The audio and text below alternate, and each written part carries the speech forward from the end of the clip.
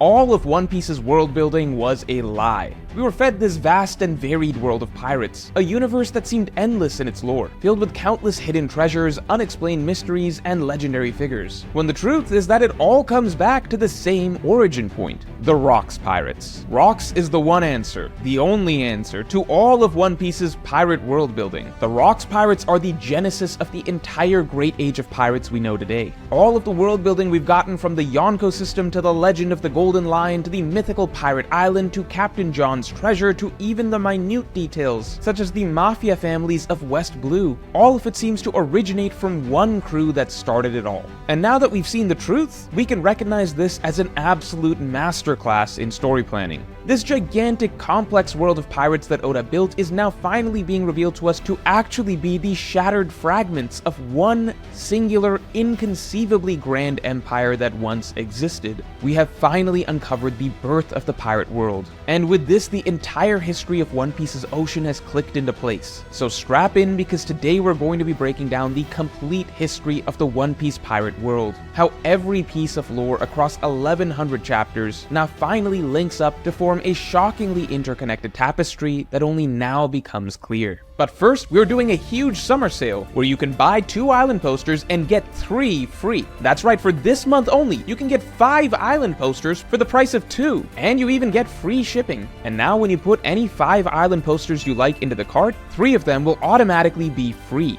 And in case you missed it, we have new versions of all the most popular islands, all vividly reimagined, and this month we're even adding in a brand new version of Elbaf. So if you've been holding off on getting your island posters, this summer sale is your chance to get them at a major discount. And if you've been waiting to complete your full collection, then now's your chance to get the last few islands that you're missing. Because if you get all the islands, you also get the final exclusive unlockable island, the Moon, sent to you for free. On top of this, all new island poster versions are going out of production after this summer sale. So get your posters while this summer sale lasts by hitting the link in the description below.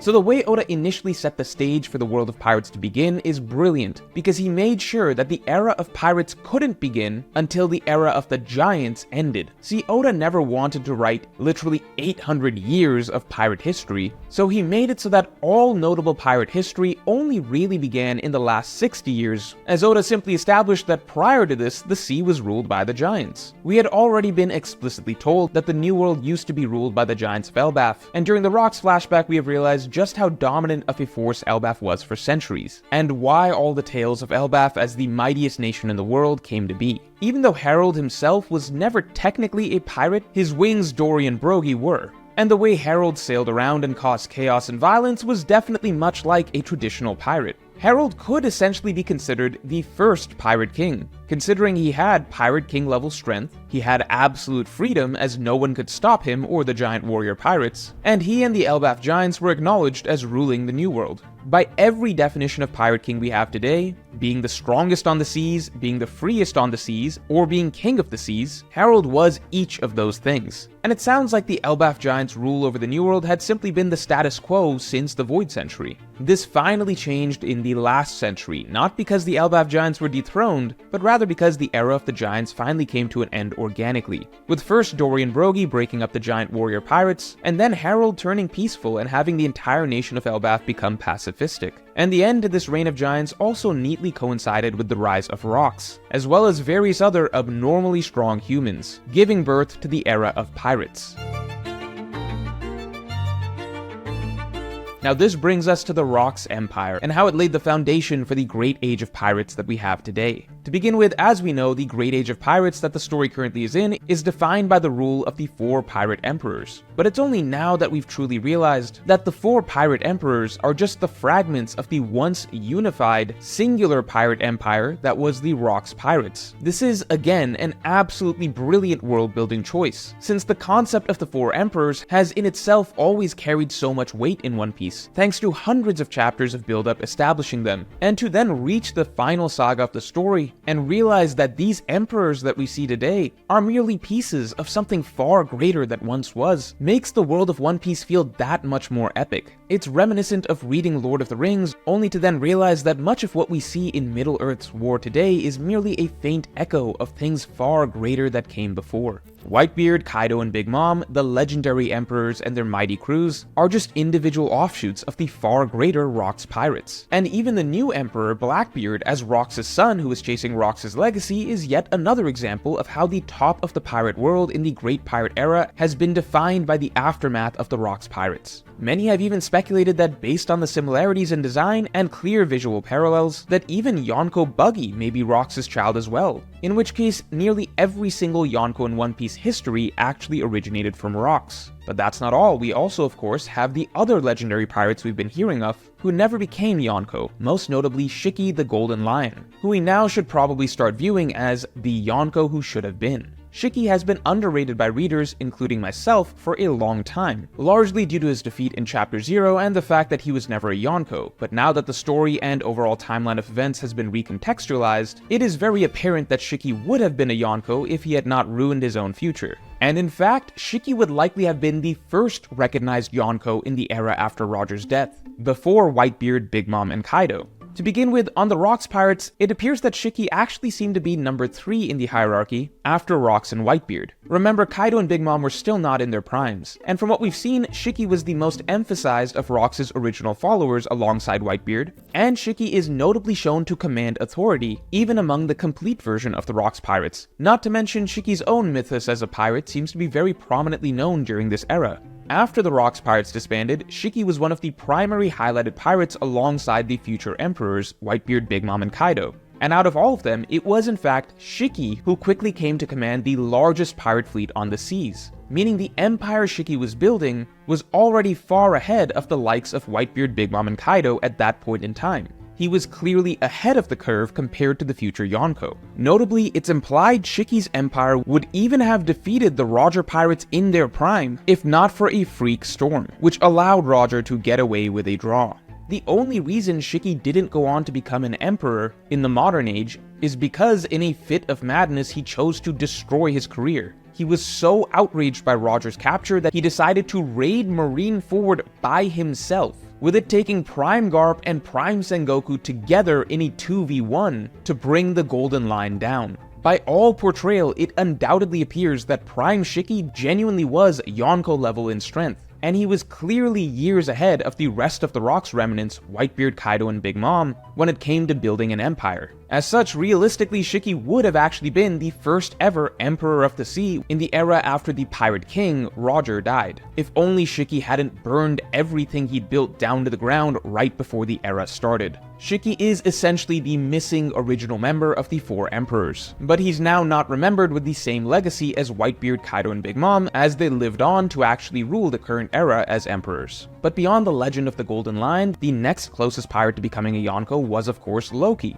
who took to the seas and pursued a pirating career specifically because he had been inspired by Rox. Loki clearly had Yonko level strength. He went on a rampage through the New World for 8 years, and became the most wanted solo pirate in One Piece history, without any crew, guild, or alliance. Loki was only finally stopped by Shanks, who himself was named a Yonko thanks to defeating Loki, meaning that essentially the entire 4 Emperor system that we began with at the start of the story was composed of Rox pirates remnants and the one character who managed to defeat Rox's would-be successor.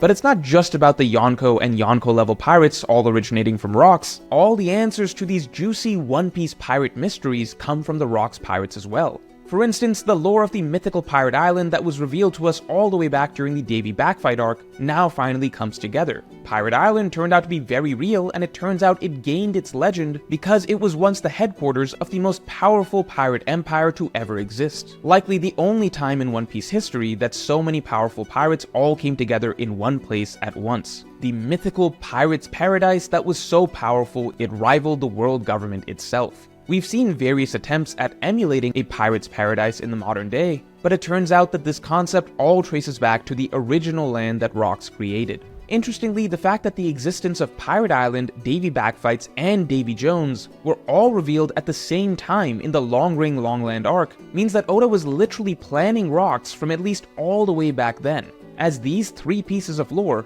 are all the most important setups for Rox's story. And specifically with the new details we've gotten about Pirate Island, we now get another major missing mystery of One Piece's modern-day lore filled in, with the long-teased Rocky Port incident finally answered. We should have expected it, but the quote-unquote Rocky Port incident was just another spin-off of more Rock's pirate lore. Apparently Pirate Island has been ruled for decades by Wang Zi, yet another remnant of the Rock's pirates. It took a great alliance between Kobe, Law, and Blackbeard to finally overthrow Wang Zi as the Admiral of Pirate Island, and interestingly, the fact that Wang Zi was able to exist as the Admiral of such an important base suggests that Wang Zi may have been the 5th most influential modern-day pirate in the New World after the Yonko, lasting decades as the one exception to the rule that all territory in the New World must be under the Yonko. This again paints a picture of just how powerful and influential the remnants of the Rock's pirates were. Not only do almost all the Yonko originate from Rocks, the greatest pirates who could have become Yonko also originated from Rocks, and even the pirates of today that seem to be the closest to being a Yonko, like Wang Zi,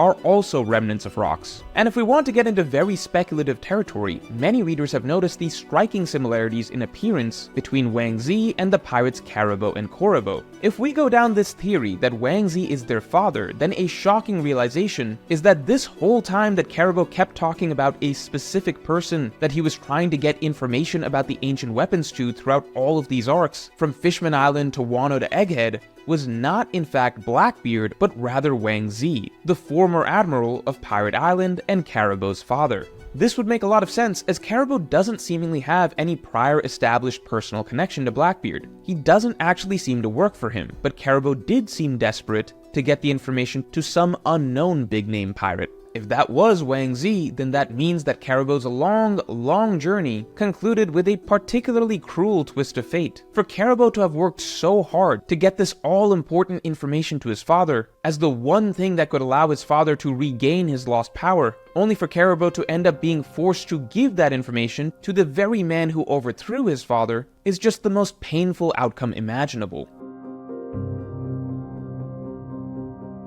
But even beyond that, we have more long-running mysteries in the series, like Captain John's treasure that yet again stems from the Rock's pirates. If the most talked about treasure in One Piece is the One Piece, second place would most certainly be Captain John's treasure, which is a piece of world building that Oda was setting up since Jaya. All along, Buggy's primary pursuit, this other legendary treasure besides the One Piece, turns out to have been from a member of the Rock's pirates, Captain John, meaning at this point it's genuinely hard to find a piece of modern-day pirate lore that doesn't stem from the Rock's pirates. Hell, even Moria's zombies are just repurposed members of the Rock's pirates, as we obviously see Captain John and Ganzui among their ranks. And the crazy thing about Captain John's treasure in particular is that there's actually good reason to believe that, considering the God Valley incident occurred after the world government stole a certain treasure from the Rock's pirates, and after the God Valley incident, the Rock's pirates disbanded, with us never learning about what actually happened to the super special treasure that the entire battle took place over.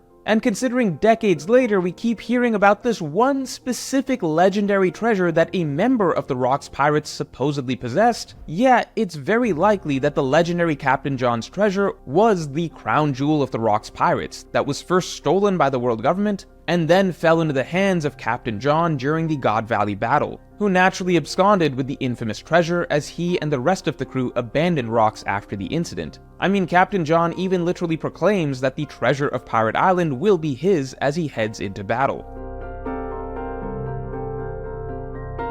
And along those lines, what about the science robber Bakkin? She's the connecting piece between Rocks and its counterpart science group, MADS. If you think about it, MADS is literally just the same concept as Rocks, but for scientists. In the modern day, we meet all these genius scientists with their own agendas who are performing all of these taboo, world-changing experiments. Caesar, Queen, Judge, and of course, Vegapunk. And what you know, turns out that they were all once part of the same group, MADS. The group simply splintered and broke apart, and that's where all of our science world building in modern One Piece originated from. And right there among MADS you have the odd woman out, Bakkin, who wasn't a researcher but rather a science robber. And interestingly, as MADS was an illegal group not funded by the world government and lacking in resources, it's likely that MADS needed Bakkin for certain covert operations so that they could get the means to perform their research.